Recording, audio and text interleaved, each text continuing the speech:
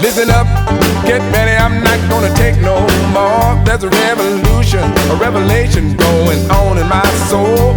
Buckle up, get ready, we're not gonna sit back. Hello, all you citizens of the world. It's time for another edition of the Live from the Heartland show.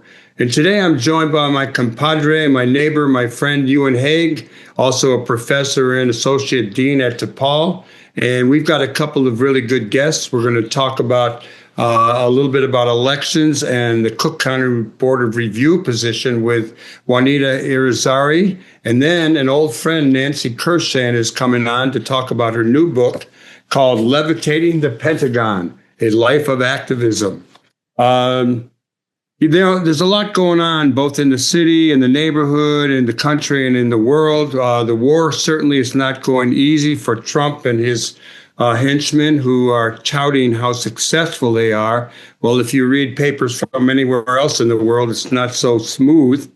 The Epstein stuff still lurks big time. Probably the cause of this war has to do with the cover-up around Trump and Epstein. We have elections coming up.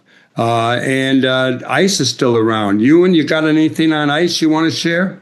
Yeah, there was just this court ruling in the Seventh Circuit Court of Appeals earlier this week on Monday that basically said that some of the restrictions on federal immigration operations in Chicago had been overly broad and had removed some of the judge's injunctions on the previous ruling. So I don't know what that means, but it basically, I saw that that guy Bovino said that he felt vindicated and that the Chicago operations in the fall were legal. And so who knows what's going to happen? But it's definitely a concern that, this court ruling might see things change on our streets again and go back to what we saw at the end of 2025.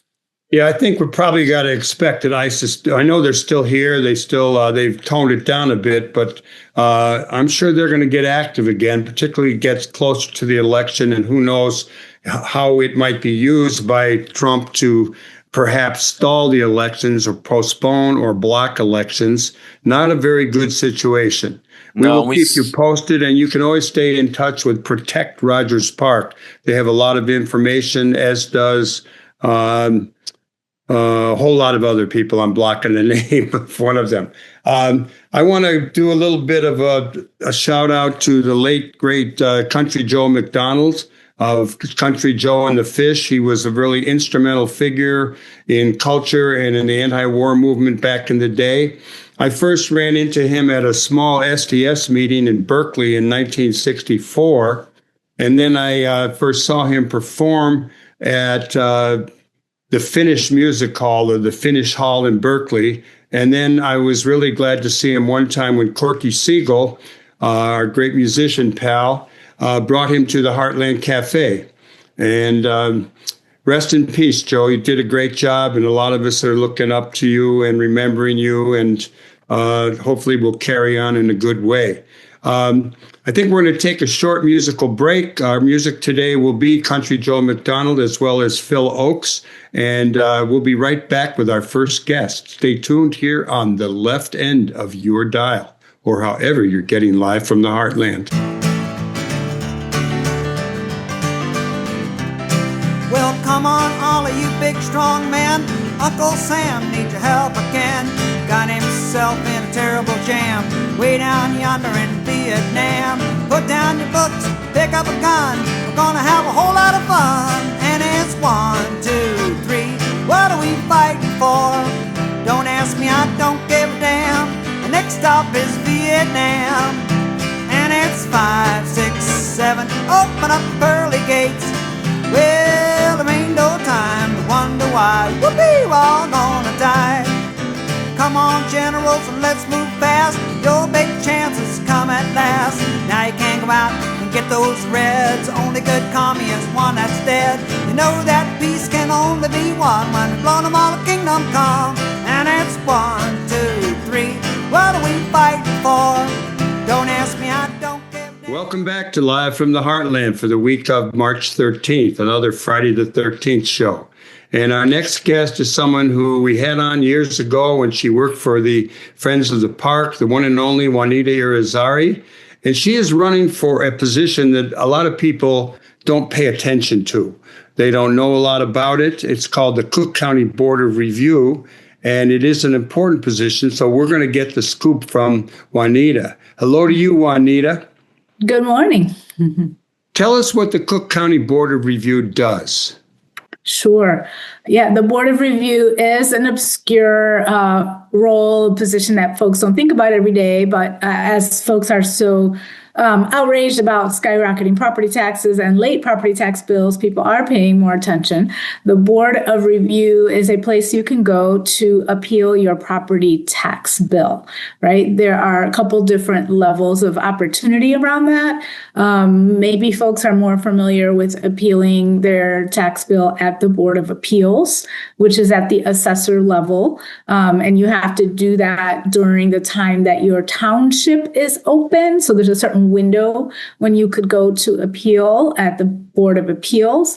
But you can also appeal at the Board of Review if you missed that window, or even if you appealed there and didn't get what you like, you can still appeal at the Board of Review. So it's kind of the last opportunity that the average homeowner might go to. There are some other state level opportunities to appeal as well.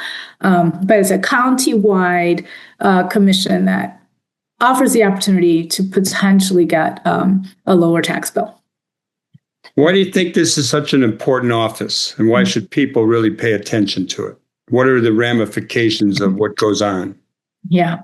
Well, in theory, the Board of Review is in part a check and balance to the assessor's office. Some people will also remark that it's been set up to be an opportunity, especially for big businesses, to have a place to get a reduction in their taxes, which is a more cynical way of thinking about it, but also probably an accurate one.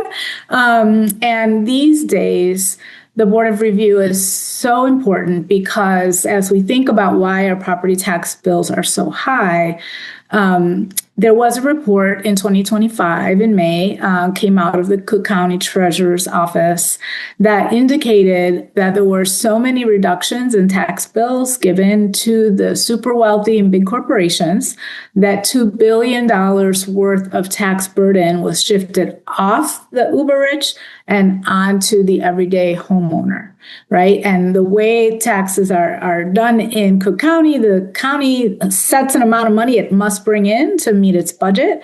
And so if $2 billion did not come in here, somebody else has to pay it. And that's why the average homeowner has seen such a spike in their property tax bill. So it's particularly important because that trend is moving in the wrong direction under the leadership of those who are currently commissioners at the Board of Review. And so I'm running because we need commissioners that are not just going to be most likely to give those reductions to those uber wealthy folks. And there's more to say about kind of why that's happening, which I'll be happy to add now or later. So. Well, let me ask a little bit about the assessor's office. This Kurt Cahey has taken a lot of heat over the bills, but it's my understanding, correct me if I'm wrong, it's really not his fault, that he's really been doing his job really wanted to tax the wealthy more. How do you get me through the fog on that? Yes, it is complicated. First of all, one thing that I think is important to clarify, a lot of people, including folks running for office, have blamed the assessor's office for the bills being late. So let me just mention that. The Cook County Treasurer is the one that actually sends you your bill, right? So that was actually not the assessor's role. It's the county treasurer's role to send your bill. And so the tax bill being late comes from the county treasurer's office. Now, there's lots of just arguments about the valuation of properties and who's being charged too much.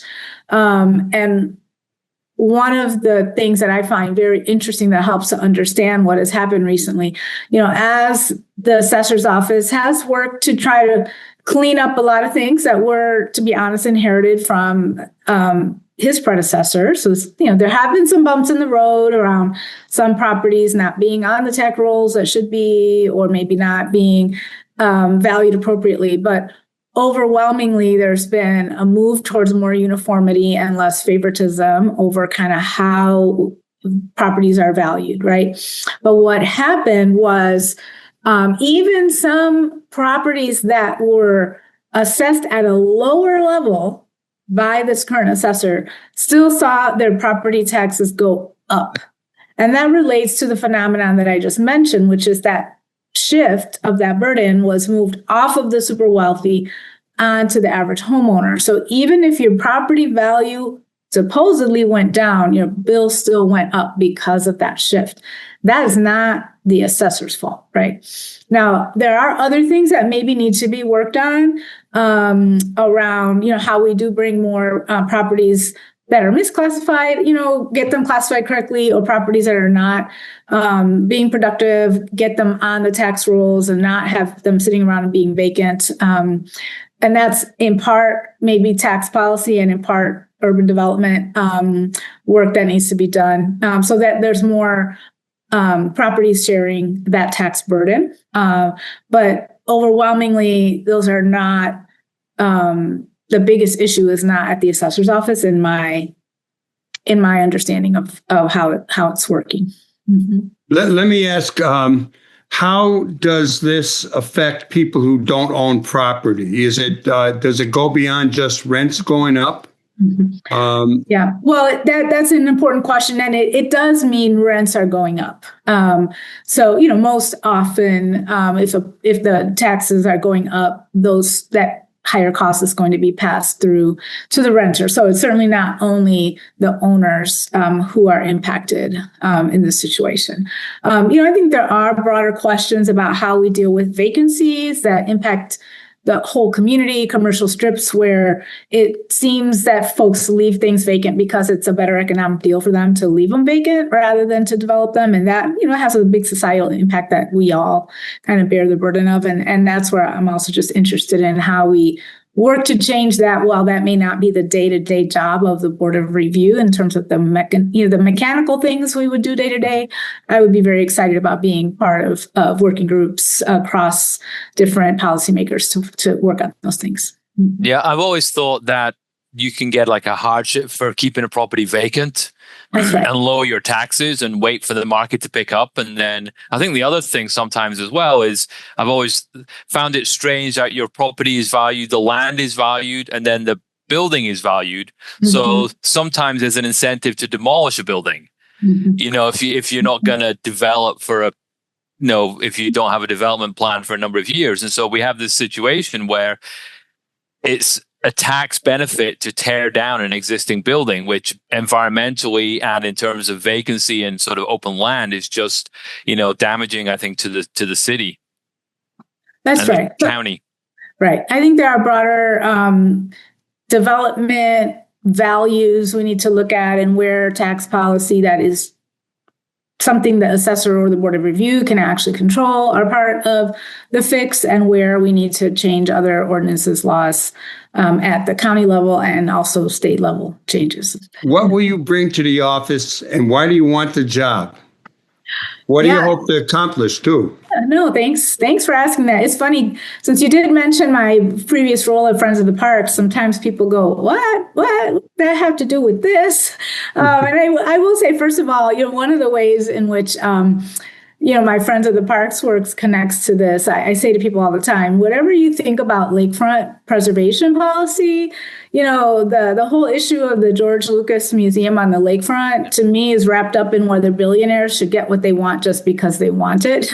And so you stopped that, right? Yes, you basically stopped that. We kept them from building there. They could have built somewhere else, but that wasn't an appropriate place to build. But one of the pieces of that fight was that the city wanted to give that land to George Lucas for $10 for 99 years or $30 for 297 years with a renewable lease.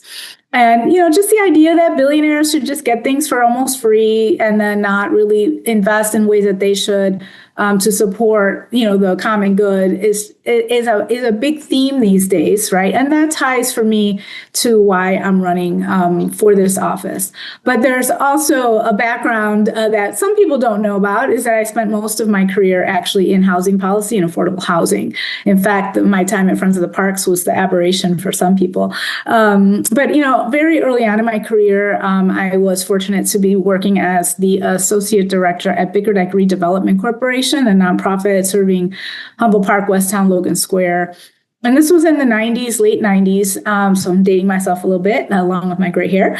But I was assigned on behalf of the organization to work on a county-wide property tax task force because we were really seeing, especially seniors in our community in the Wicker Park area in particular, which at the time was still a Latina community largely. Not anymore. Yeah, not anymore. But at the time, we were seeing gentrification kind of creeping in our direction, and seniors were really struggling with skyrocketing property taxes, right?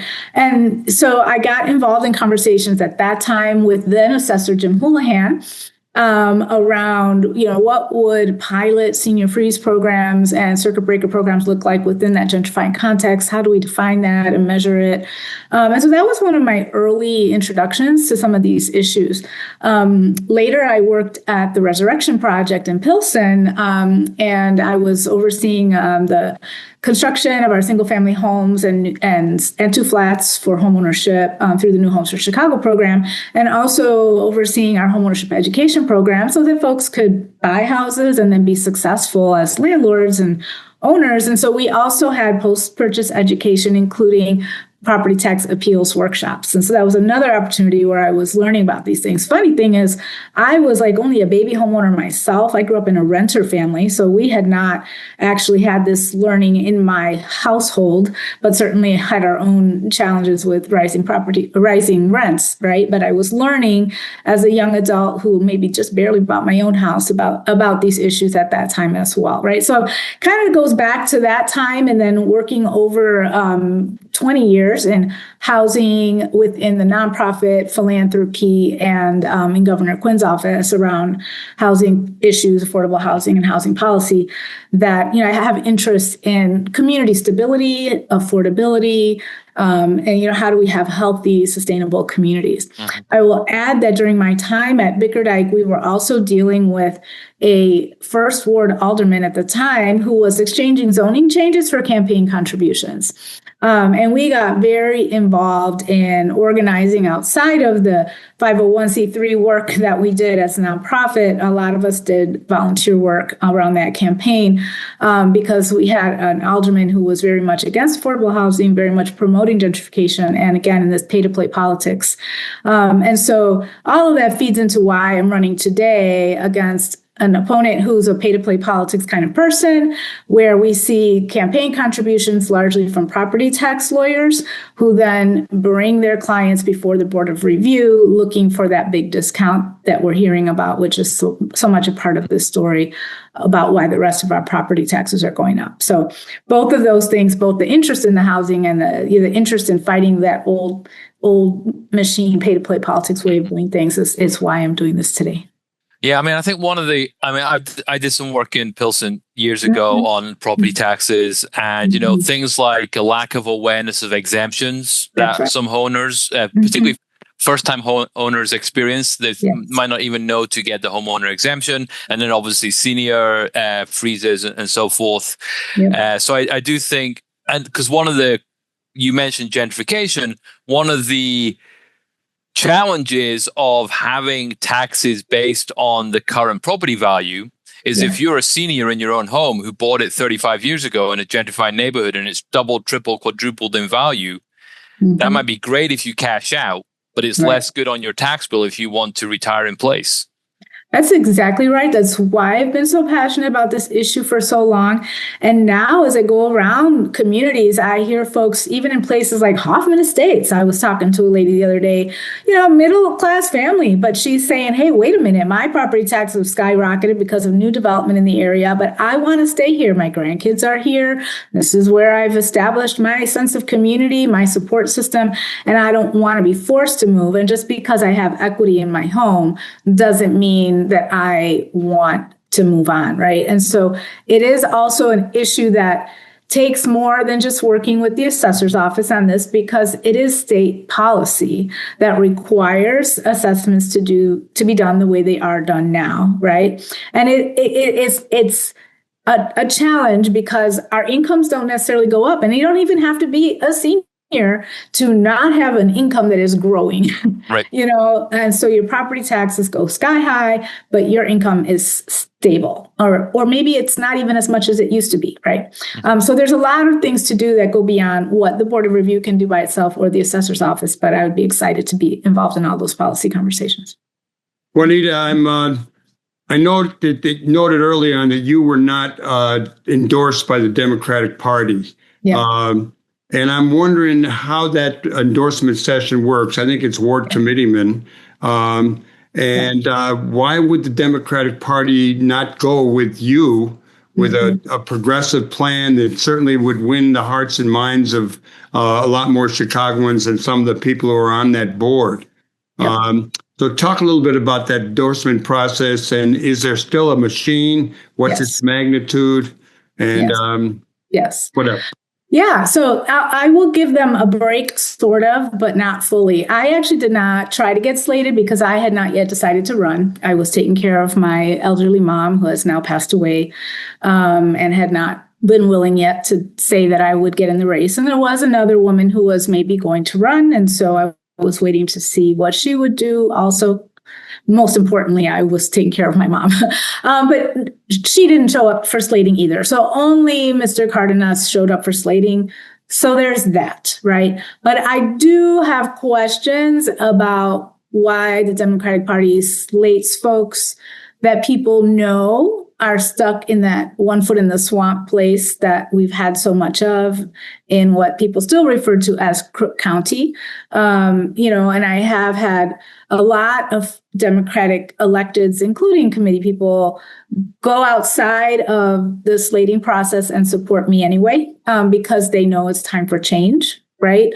So I would hope that in the future, the Democratic Party could grow in its willingness to challenge its own, even current electeds who probably need to be moved out to pasture because of their connections to corruption. Mm-hmm. Well, Juanita Irazarry, we wish you well. Will you tell our listeners and viewers how they can find out more about you? Absolutely. My website is juanitairazarry.com. Got to be able to spell my last name maybe to find that one. But it's pretty easy to Google. I should come right up. And, we still can use volunteers here in this last Get Out the Vote effort with phone banking and door knocking. And we can still use donations. We have some digital ads going out that we can always get out a little further with every little bit of money. So, yeah. Take a look and hopefully you'll join me. District 1 is what I'm running for. So only the folks that are in District 1 will see me on the ballot, but I will impact decisions countywide. So it's important to get involved. Thank you so much for joining us. And while we're on the topic of elections, I'm going to throw in here that people who need more information can go to the Board of Election Commissioners to get a sample ballot. And you ask for a ballot with your address. You fill out the ballot and you bring it with yourself to the polling place or however you're voting. A couple of places to check out are Girl, I Guess. They have good information usually. Also, injusticewatch.org will help you go through all the stuff around judges. That's a hard one. And there's also a position for the state committee person. And we've had a couple of people on our show who, over the years, who are running for that, both Daniel Biss and Josina Morita. And before we take another break and go to our next guest, I'm going to have Euan, who is a hell of a soccer player and certainly a fan, give us a little report, a little sports report. More of a fan than a player, but it's just want to put on people's radar that obviously the current situation in Iran is very tragic. But in 96 days' time, so just like 3 months, Iran are in the World Cup, and they're meant to be playing in Los Angeles, and they're meant to be playing in Seattle. And people in Iran are saying the team won't travel, whereas President Trump and FIFA, the organizers, have said they're welcome to come to the United States. So it's kind of a strange situation. And Iran's neighbor, Iraq, is due to play a final qualifying game in Mexico on the 31st of March, so a couple of weeks away, and they can't get out of the Middle East because obviously air traffic is shut down and so forth. So although we have this sort of global geopolitical crisis, I just think it's fascinating that a sporting event that has Iran as one of the best teams in the world at soccer representing Asia is due to be in California for 2 weeks in the middle of June. And there's no kind of contingency about if they're denied visas to travel. I mean, it's just the whole thing is very up in the air. So soccer fans like myself are keeping a close eye on this situation, but it just is quite an unusual situation, I think. Well, thanks for filling us in, and we are going to go to a musical break before we come back with our next guest, the one and only Nancy Kurshan, and she has a new book out called Levitating the Pentagon, and she might be wanting to organize people to try it again. We'll see. We'll be right back with more Live from the Heartland here on the left end of your dial or on youtube.com/Heartland Media, the Live from the Heartland show podcast. We're a lot of places and we are expanding. So stay tuned and we'll be right back. Oh, I'm just a typical American boy from a typical American town. I believe in God and Senator Dodd and I keep an old Castro down. And when it came my time to serve, I knew better dead than red. But when I got to my old draft board, buddy, this is what I said. Sarge, I'm only 18, I got a ruptured spleen, and I always carry a purse. I've got eyes like a bat, and my feet are flat, and my asthma's getting worse. Yes, think of my career, my sweetheart dear, my poor old invalid aunt. Besides, I ain't no fool, I'm a-going to school, and I'm a-working in a defense plant. I got a dislocated disc and a racked up back. I'm allergic to flowers and bugs. And when the bombshell hits, I get epileptic fits, and I'm addicted to 1,000 drugs. I got the weakness woes, I can't touch my toes, I can hardly reach my knees. And if the enemy came close... Our next guest is someone that I've known since probably 1965, going back to Berkeley and a lot of things going on in those days. The one and only Nancy Kurshan. And she has a great new book out called Levitating the Pentagon and Other Uplifting Stories. And it actually comes out on the 24th of this month of March. It may be a little later. Some places it may be a little earlier, but you can get the book, and it is full of history of what went on in the New Left and all the way up into almost to today. So let's start off. Hello, first of all, Nancy. How are you? Hi, Mike. I'm fine. Happy to be here. You know, I was reading your book, looking at different chapters, and for the younger people who might be listening or viewing, tell us what a red diaper baby is and a little bit of what you got from being a red diaper baby. Okay, going way back to the beginning there. Sure. Red diaper babies are, I'm still alive, children of parents who were either in the Communist Party or other left organizations of the 30s, 40s, 50s. And my mom was a communist who raised money for the Spanish Republican resistance in Spain, which preceded World War II. And she raised money on the boardwalk. And my uncle, I just had a lot of family members who were part of the communist movement and other progressive movements. And I have a question. A question for both you and my co-host Euan today. What are they calling the kids of New Left activists? I mean, what do I call my kid Hal? What color diaper? Anyhow, tell us a little bit about the book. You and a number of other people that we all know in common are. You've produced a book. Others are working on books. There are a few out of people. And while, we used to be critical of the old left in a lot of ways, we certainly learned a lot. And I think that people who read your book, who are active today, may take a few hints from things that went down beforehand. But tell us, so what led you to write the book? And then I want to get into the Levitating the Pentagon story. Okay, so, I wrote the book originally for my kids. In my head, I was just leaving something, and I now have 2 grandkids, and I'm happy to have the book because I can't tell them right now about it. My 5-year-old won't grasp it, although he has been making no king signs because he knows what kings are. But and then I had a wonderful husband who passed away 11 years ago, and he really encouraged me to think about publishing it. And it's been ready to be published for years, but I had a lot of resistance about it. It came close with with a university press, and then it got peer reviewed, and they didn't like it. And I think part of it were good suggestions, and part of it were political problems.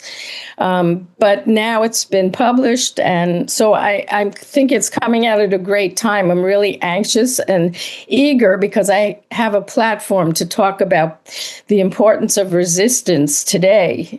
And that's what I'm really here to encourage people to do. Well, it got published by Three Rooms Press, and they reached out to me, wanted to know if we wanted a copy. We eventually got 2 copies, and Euan and I both have one. So, Levitating the Pentagon. I wasn't there, but I know people who were there. And why don't you share a little bit about how you did it?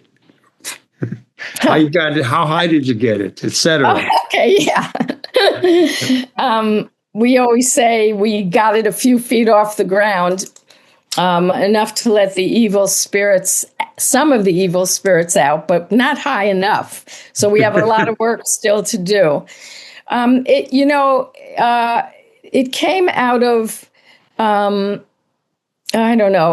group of people from California moved to New York to help build the anti-war movement. We were invited by Dave Dellinger to come. Dave Dellinger was a pacifist, a fabulous pacifist who was very active in the anti-war movement. He wanted us to help instill a youthful energy into the anti-war movement. And so we came to do that. And he hired us to work on this demonstration at the Pentagon in the fall of '67. But we met all these countercultural people when we were in New York. And we were already part of the counterculture in California a bit. But when we came to New York, we met all these people like Abby Hoffman and Paul Krasner, Allen Ginsberg, and the Fugs, Ed Sanders. And we wanted to do something a little different. So, and I think it was Ed Sanders who thought about levitating the Pentagon, which was some medieval idea. But the truth is, while I was part of that levitation, I don't remember a whole lot about it. I don't know if I was smoking. That happens. I don't think so, but we tried to encircle the Pentagon, but but it was part of a larger, one of the biggest demonstration against the Vietnam War to that day. We met at the White House, and then thousands of people came. I can't remember the number. It's in my memoir. And then several thousand broke off at the end when everyone went home on buses and walked across this bridge to the Pentagon and tried to block the doors of the Pentagon. And some people did a levitation where they chanted and ohmed and tried to encircle, although they wouldn't let us all the way around because there were a lot of National Guardsmen there and all. So the levitation happened, but also I was the first mass civil disobedience. Over 800 of us got arrested. We stayed there for about a day, and we did a teach-in to the troops and asked them to join us. And then the police finally came and dragged more than 800 of us away and arrested us, which was the first time in my life that I got arrested, and not the last. I want to say this was October 1967. I think we haven't mentioned the date, and there was, I think, about 50,000 people around the Pentagon, including significant figures like Phil Ochs and Norman Mailer and a number of people who are very well known. So please continue. I apologize for interrupting. No, that's great. Thank you. Yeah. Well, there were a few people. I can't remember if it was, it's all in my book, but I think Dave Dellinger and a few of the really famous people, they crossed the line right away and got arrested. And then there were 800 of us sleeping over there on the ground. But yeah, that's right. That's all correct. People who know their history about 1968 know that some of the people who came to Chicago to protest at the Democratic Convention were the Yippies. And you know something about that because your partner, Jerry Rubin, who I remember initially from Berkeley, meeting him at Berkeley. You were there along with Abbie Hoffman and his wife, Anita, who I didn't know a lot about, but when I looked up a picture, I remember seeing her. Tell us about founding the Yippies. How did it come about? What was your intention? So, off of that experience, when we were organizing for the Pentagon, it got a little hot between us and like the straighter elements of the peace movement. Like SDS too. Yeah. Oh, yeah. SDS too. Everybody, really.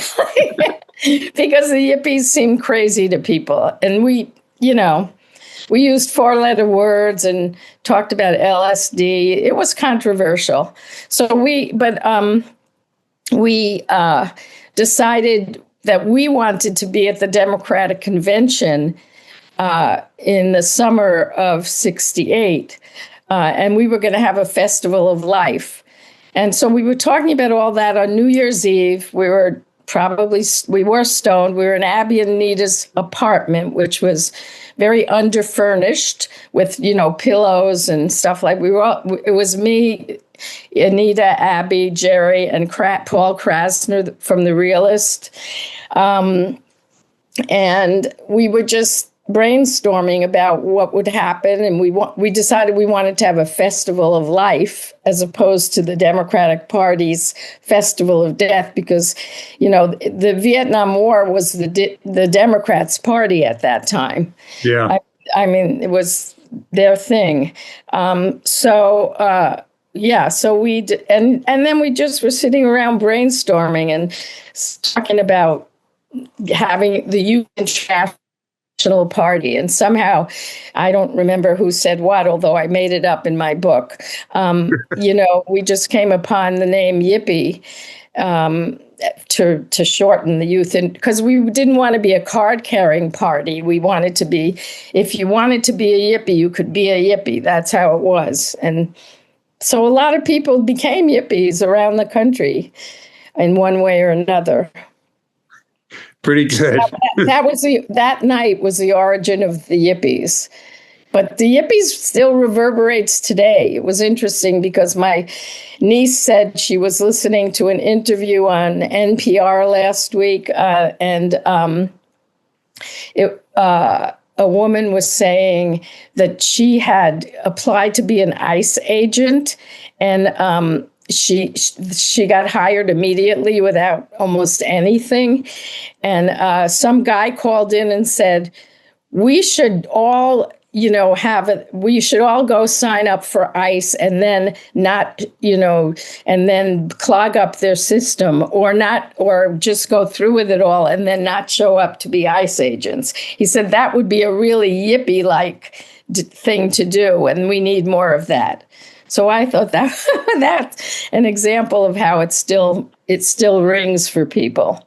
Of course, one of the things the yippies were interested in was these absurd theatrical events to make Vietnam War and the politics look absurd. Right. And so, And after I heard you guys were putting LSD in the water, I went and took a drink, but nothing happened. Yeah. I mean, I wasn't there for this one, but they dropped money in Wall Street in the stock exchange, and we ran a pig for president. Pegasus.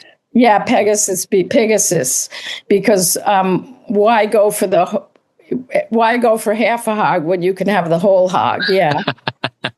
So, and I didn't realize until I was writing the book that a lot of yippie things in my life, I wasn't that much of a performer like Abby and Jerry were, but I really thought it was a great strategy. So I supported it all. But later in life, I just love theatrical protests. So like in Chicago during the Central America Wars, we dyed the river red because, in Chicago they dye it green at on St. Patrick's Day, but we dyed it red. Yeah. And we used biodegradable dye, I'll have you know. We went out in canoes and dyed the river red. And we put bloody, although they were red paint, hands on the federal building and all kinds of things like that.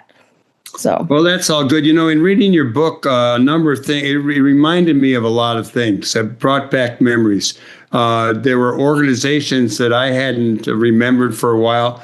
COFO, SANE, Women's International Peace and Freedom. And you mentioned one, you talk about a 1958 Youth March for Integrated Schools on D.C.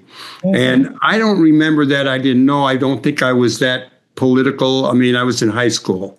Me too. That was before me. And was that a CP, Communist Party organized event? I think it was broader than that.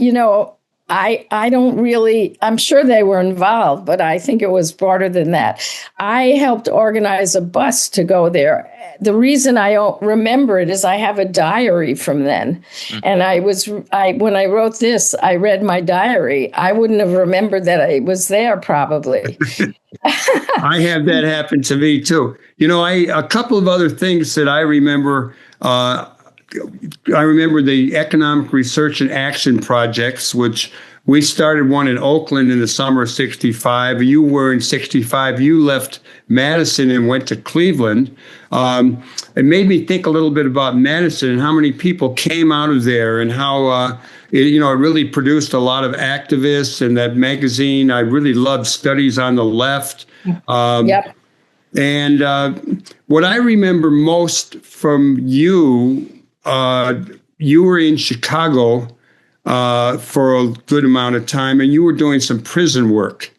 And Can you talk a little bit about that? Because I tried to find you for a while to get you to come talk about prisons on the show. And it doesn't seem to me like there's as much activism around people who are incarcerated as we had for a period of time. No, I think there's more. Good. Because this was I think we started in 85. something like that. For 15 years, we did it. I started knowing people who were in prison is what happened, so especially Black comrades who were, my age, and in a parallel movement were ending up in prison. And I started visiting prisoners and seeing the conditions inside the prisons. And I always had a lens about racism that drove my work. And I saw prisons as like the very worst element of it, and specifically 24-hour-a-day solitary confinement over long periods of time. And there was a prison in downstate Illinois, Marion, this still is, that became the entire prison was locked down permanently. I won't describe it all. I wrote a book about it called Out of Control, and you can get it on Amazon, I think, still, I don't know, or Freedom Archives published it. So a lot of us were really concerned about it because there were political people that we knew that were in this 24-hour solitary thing. So we got together, Jan Sussler, who's an attorney in Chicago, myself, my late husband, Steve Whitman, and a few other people, and we just started doing work around it. And we did really great work, but it was really hard because people were so either it was just totally shrouded in secrecy, and it was very hard to shed light on it. But I think we did, and I think we planted seeds. So, like, for instance, a year during the pandemic, there's something at the University of Chicago called the Mass Incarceration Group or something. They called me and asked me to do a show, online, a Zoom about mass incarceration. And there are pockets of people all over the country doing work around it. Here in California, they got the California Coalition Against for Women's Prisoners got a prison shut down because the guards were abusing the women in the prison. This is just in the last couple of years. And so that prison got shut down, but now they're threatening to reopen that prison as an ICE detention center. And people here are going out. People here that do prison work are protesting that, along with people who are doing work against ICE. So a lot of the silos are falling here. People are joining together and doing the work. So I think it's on a broader platform, actually, than it was when I was doing the work. One of the things that you mentioned at the outset before we started was you had wanted to read something regarding the war in Iran. Do you want to do it now? Sure. Okay, so the great writer from the Indian subcontinent, Arundhati Roy, she was speaking this week at a meeting outside Delhi about her new memoir, Mother Mary Comes to Me. And she started by saying, and this is a quote, an excerpt from her speech, which you can see on YouTube, the whole of it. How can we end the day without talking about those beautiful cities of Tehran, Isfahan, and Beirut that are now up in flames? I would like to use this platform to say something about the unprovoked and illegal attack by the United States and Israel on Iran. It is, of course, a continuation of the U.S.-Israeli genocide in Gaza. It's the same old genocide using the same old playbook. Murdering women and children, bombing hospitals, carpet bombing cities, and then playing the victim. But Iran is not Gaza. The theater of this new war could expand to consume the whole world. We're on the brink of nuclear calamity and economic collapse. The same country that bombed Hiroshima and Nagasaki could be readying itself to bomb one of the oldest civilizations of the world. There'll be other occasions to go into more depth, but so here I simply state that I stand with Iran unequivocally. Any regime that needs changing, including the United States, Israel, and India, needs to be changed by the people, not by some bloated, lying, cheating, greedy, resource-grabbing, bomb-dropping imperial power and its allies who are trying to bully the whole world into submission.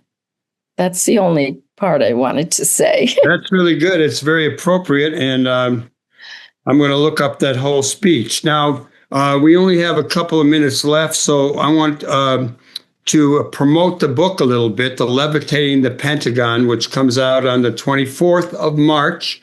You're going to be in Chicago. Welcome home, so to speak, or back to the center of the universe, as I like to say. I agree. You're going to be at the Pilsen Community Bookstore, 1531 West 18th Street on Thursday, the 9th of April, with Bill Ayers, another old friend, at 7 p.m. You're also going to be on April 4th, just before that. That would be Saturday, April 4th at 2 p.m. at Mercado, which is at 2959 West Division. Okay, correct. Good. So tell everybody on the Live from the Heartland show listener end here why they should read your book.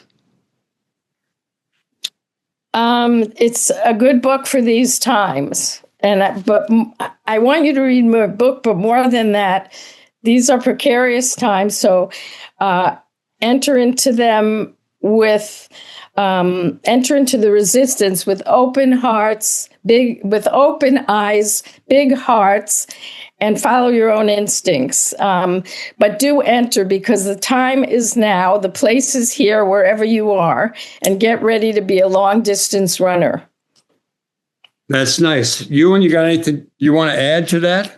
I can't add to that. I just think it's I think one of the other things is what lessons from your life in activism, since the 60s through into the stuff with the prisons in the 80s and 90s, what lessons would you have for people today?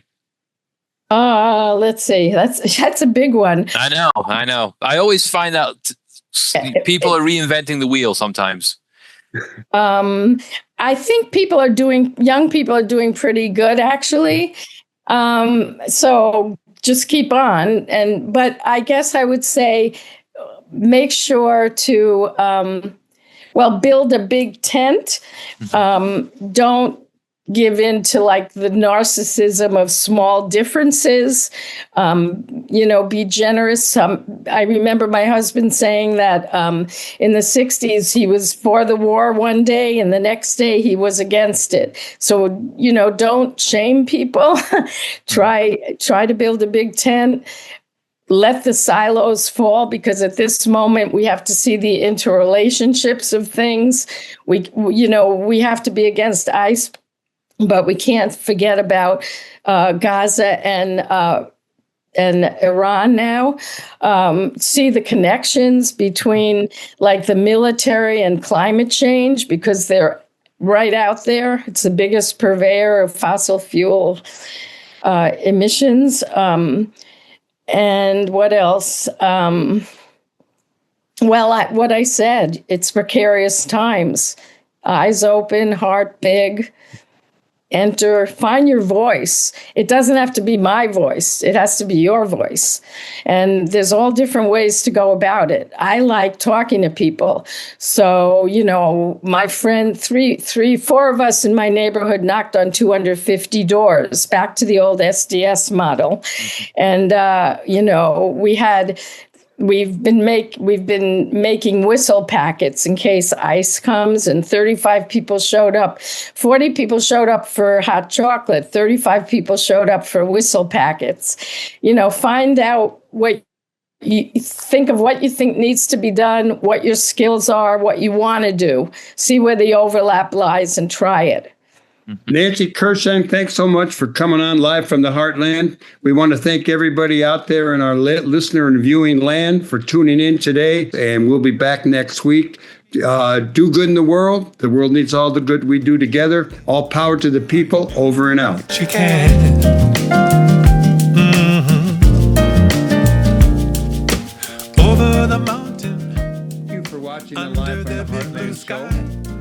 got a dream New episodes awaiting. air every Friday I beginning can at 9 see a.m. it Central in your Time. eye.